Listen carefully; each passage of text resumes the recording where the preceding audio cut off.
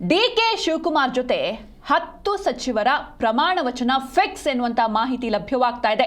2 ಹಂತದಲ್ಲಿ ಸಂಪುಟ ರಚನೆಗೆ ಚಿಂತನೆಗಳು ನಡೀತಾ ಇದೆ. ಮೊದಲ ಪಟ್ಟಿಯಲ್ಲಿ ಅಂದ್ರೆ ಮೊದಲನೇದಾಗಿ ನಾಡಿದ್ದು ಏನು ಪ್ರಮಾಣ ವಚನ ಕಾರ್ಯಕ್ರಮ ಇದೆ, ಅದರಲ್ಲಿ 10 ಜನ ಸಚಿವರ ಪ್ರಮಾಣ ವಚನ ಫಿಕ್ಸ್ ಎನ್ನುವಂತ ಮಾಹಿತಿ.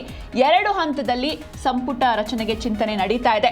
ಮೊದಲ ಪಟ್ಟಿಯಲ್ಲಿ ಸಿದ್ದರಾಮಯ್ಯನವರ ಆಪ್ತರಿಗೆ ಮಣೆ ಹಾಕಲಾಗುತ್ತೆ ಎನ್ನುವಂತ ಮಾಹಿತಿಗಳು ಕೂಡ ಸಿಗ್ತಾ ಇದೆ. ಕೇವಲ 10 ಸಚಿವರಿಂದ ಪ್ರಮಾಣ ವಚನ ಸಂಭವ ಇದೆ. ಆದರೆ ಇದು 2 ಹಂತದಲ್ಲಿ ನಡೆಯುತ್ತೆ. ಮೊದಲನೇದಾಗಿ ಕಾರ್ಯಕ್ರಮ ಏನಿದೆ, ಪದಗ್ರಹಣ ಕಾರ್ಯಕ್ರಮ, ಆ ಕಾರ್ಯಕ್ರಮದಲ್ಲಿ ಡಿಕೆ ಶಿವಕುಮಾರ್ ಅವರು ಮುಖ್ಯಮಂತ್ರಿಯಾಗಿ ಪ್ರಮಾಣ ವಚನವನ್ನು ಸ್ವೀಕರಿಸಿದ್ರೆ 10 ಜನ ಸಚಿವರು ಕ್ಯಾಬಿನೆಟ್ಗೆ ಪ್ರಮಾಣ ವಚನವನ್ನು ಸ್ವೀಕಾರ ಮಾಡ್ತಾರೆ. ಹಾಗೆ ಉಳಿದವರು ಅಂದ್ರೆ ಇದು 2 ಹಂತದಲ್ಲಿ ನಡೆಯುತ್ತೆ. 2 ಹಂತದಲ್ಲಿ ಕ್ಯಾಬಿನೆಟ್ ರಚನೆ ಮಾಡೋದಕ್ಕೆ ಚಿಂತನೆಗಳು ನಡೀತಾ ಇದೆ ಎನ್ನುವಂತ ಮಾಹಿತಿ ಸಿಗ್ತಾ ಇದೆ.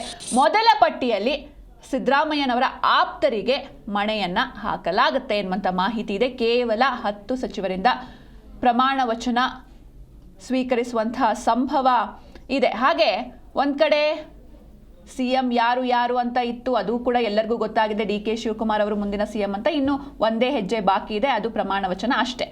ಇದರ ನಡುವೆ ಕ್ಯಾಬಿನೆಟ್ನಲ್ಲಿ ಯಾರೆಲ್ಲ ಇರ್ತಾರೆ, ಡಿಕೆ ಶಿವಕುಮಾರ್ ಅವರ ಕ್ಯಾಬಿನೆಟ್ನಲ್ಲಿ ಯಾರಿಗೆಲ್ಲ ಅವಕಾಶ ಇರುತ್ತೆ, ಹಳಬ್ರು ಎಷ್ಟು ಜನ ಇರ್ತಾರೆ ಅಥವಾ ಕಂಪ್ಲೀಟ್ ಆಗಿ ರೀಪ್ಲೇಸ್ಮೆಂಟ್ ಆಗುತ್ತಾ, ಏನು ಎತ್ತ, ಸಾಕಷ್ಟು ಕುತೂಹಲ ಇತ್ತು. ಒಂದು ಸಂಭಾವ್ಯ ಪಟ್ಟಿ ಕೂಡ ಡಿಕೆ ಶಿವಕುಮಾರ್ ಅವರ ಕ್ಯಾಬಿನೆಟ್ನಲ್ಲಿ ಯಾರೆಲ್ಲ ಸಚಿವರಾಗ್ತಾರೆ ಅನ್ನೋದಾಗಿ ಒಂದು ಸಂಭಾವ್ಯ ಪಟ್ಟಿ ಕೂಡ ಎಲ್ಲ ಕಡೆ ಹರಿದಾಡ್ತಾ ಇತ್ತು. ಇನ್ನು ಮೂಲಗಳ ಪ್ರಕಾರ ಒಟ್ಟು 34 ಸದಸ್ಯರ ಸಚಿವ ಸಂಪುಟದಲ್ಲಿ ಮುಖ್ಯಮಂತ್ರಿಗಳು ಸೇರಿದಂತೆ ಸುಮಾರು 11 ಸ್ಥಾನಗಳನ್ನು ಹೈಕಮಾಂಡ್ ಆಯ್ಕೆಯ ನಾಯಕರಿಗೆ, ಇನ್ನುಳಿದ 11 ಸ್ಥಾನಗಳನ್ನು ಸಿದ್ದರಾಮಯ್ಯನವರ ಬೆಂಬಲಿಗರಿಗೆ ಹಾಗೂ 11 ಸ್ಥಾನಗಳನ್ನು ಡಿಕೆ ಶಿವಕುಮಾರ್ ಅವರ ಆಪ್ತರಿಗೆ ನೀಡುವಂತಹ ಚರ್ಚೆ ಕೂಡ ನಡೀತಾ ಇದೆ. ಇದು 11:11:11 ಈ ರೀತಿ.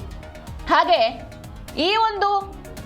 ಈ ಬಾರಿಯ ಕ್ಯಾಬಿನೆಟ್ನಲ್ಲಿ ಡಾಕ್ಟರ್ ಯತೀಂದ್ರ ಹಾಗೂ ಪೊನ್ನಣ್ಣರಿಗೆ ಮಂತ್ರಿ ಭಾಗ್ಯ ಫಿಕ್ಸ್ ಎನ್ನುವಂತ ಮಾಹಿತಿಗಳು ಕೂಡ ಸಿಗ್ತಾ ಇದೆ. 3 OBC ಹಾಗೆ 2 ದಲಿತ ಸಚಿವರು ಶಪಥವನ್ನ ಮಾಡ್ತಾರೆ ನಾಡಿದ್ದು.